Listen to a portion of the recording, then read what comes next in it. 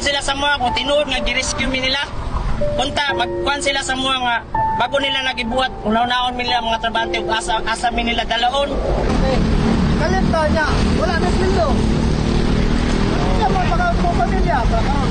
Eh kanya na staff na lang pakaon.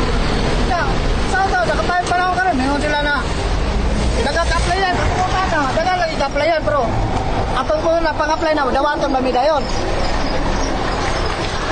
Nga usa ka mga apply, kinahanglan kag partner pang requirement. Ato man partner pag requirement, wa man misweldo na dawat.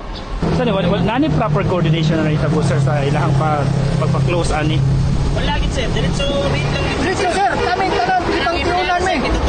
Mura gani o kanang nag-grade sila o kanang mga kriminal gani na trabahante man ang tami. Kami kriminal, wa man ni almas. Kaya ang gipagawas nila sa balita nga gisave daw mo. Oo, rescue. Girescue daw mo.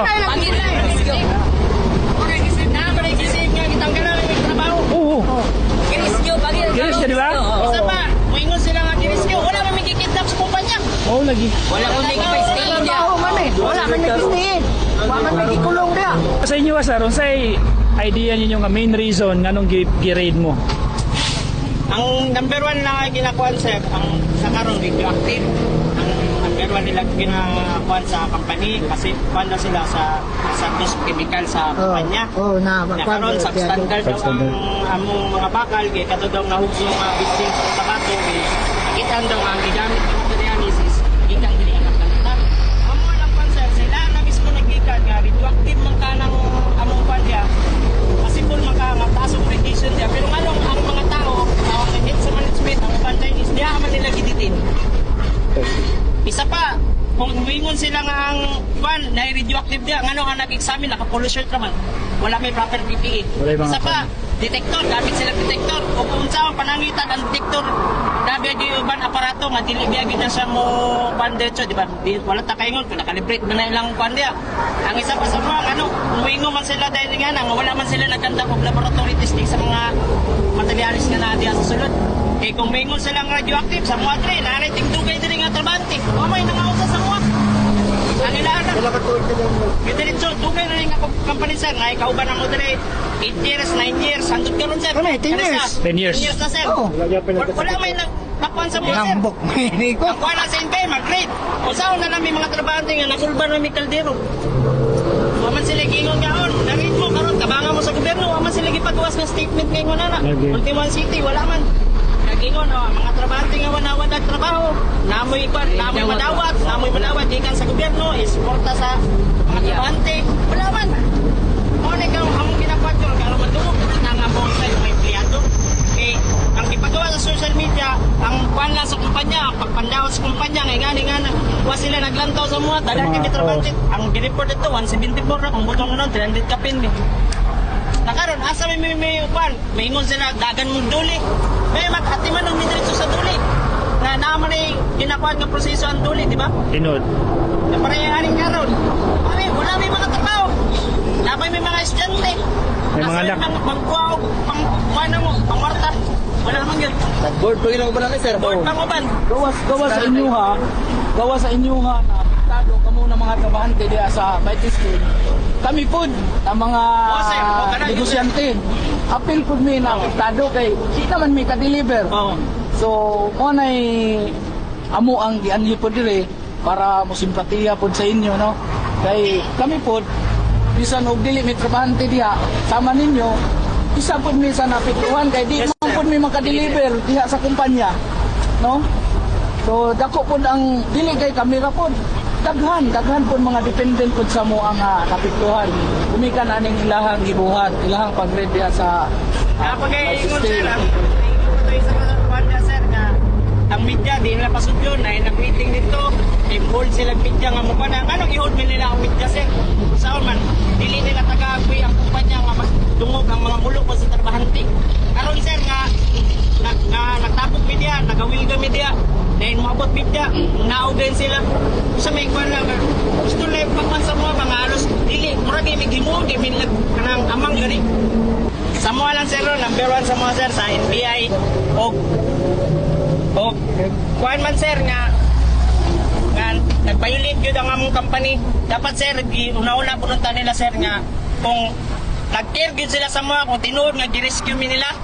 Punta magkuan sila sa mga nga bago nila nagibuhat unaw-naon mi nila mga trabahante ug asa mi nila dalaon kung sa ihatag sa mga benepisyo. Kay kung sa tinuod lang sir, mutuman man ang kumpanya, mutuman man ang mga trabahante. Ang amo lang pero ang amo lang natebo mo karon pabor lang tanan sa ilaha ang pangtabo. Karon dagang mga trabahante mulo na mo number 1 amo kasildo hangtod karon wa pagyud asa may pibagwa ang mga pagpinansiyal lang. Wala akong balita.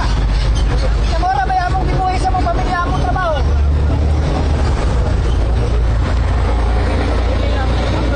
Sir, sa pangalan nimo sir? Danti Pulong ba, sir? Trabahante ka dire sa Oo, trabante, sir. sa imong kuan sir. Kamo lang, sir, inaot ni na ay mo pa sa mga na sa tuwang panggobyerno ba na tabangan mi nila kay kulban man mi nila diretso trabaho god. Galing man dili mi kabalik dia, tagaan mi na pamati na nami ka pangitaan na mo kay mingon sila na dagag-applyan ko. Ang pagpang-apply ni Suman. So tanawan ninyo na sila gipaskil diri nga work stop order or stoppage order gikan sa building.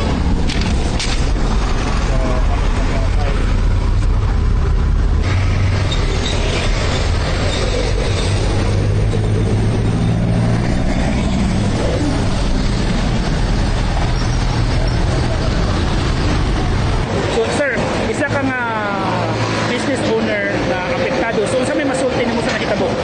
Actually na ako karon diri aron mo simpatiya sa mga worker diri no. Na sila diri nag tapok sila diri na mga worker sobra 300 sila ka buok diri na naa kay gusto nila na mahibaw-an pod ang tingog sa kumpanya. So kami nga mga negosyante pod naapektuhan sad mi sa amo ang negosyo gumikan kay naay ang kumpanya sirado. Di nami maka-deliver. Mana kami nang hangyo sa mga kinaukulan no, so labi na sa NBI na kung doon na sila yung mga nakita nga dili maayo diri sa kumpanya dapat iagi og proseso lang gyud ta para dili lang maapektuhan kining mga trabahante nga niya diri karon. Kung doon na may nahimong labag sa kumpanya, dapat dito ra sa kumpanya iagi dili apilon ang mga trabahante.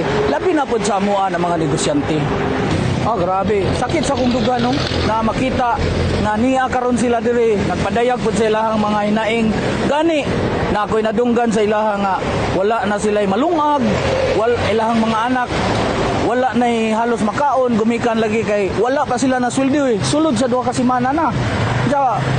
Sa amo pod sa isip negosyante dili lang kay ako lang pod negosyante sa tibok Davao nga ingon ani sa amo ang negosyo klase sa negosyo dako pod kayong epekto sa moa kay bisan sa Cagayan sa Davao City wala naman mi ma-deliveran so unsaon man amo ang negosyo manang karon among hangyo unta sa ato ang panggamhanan karon naunta dili apil-apilon katong mga yanong negosyante o katong mga yanong mamumuo og naa sila yung mga nahimong mali sila lang iproseso nila ayaw iapil ang mga sama namo og sama sa mga tao nga niya karon diri.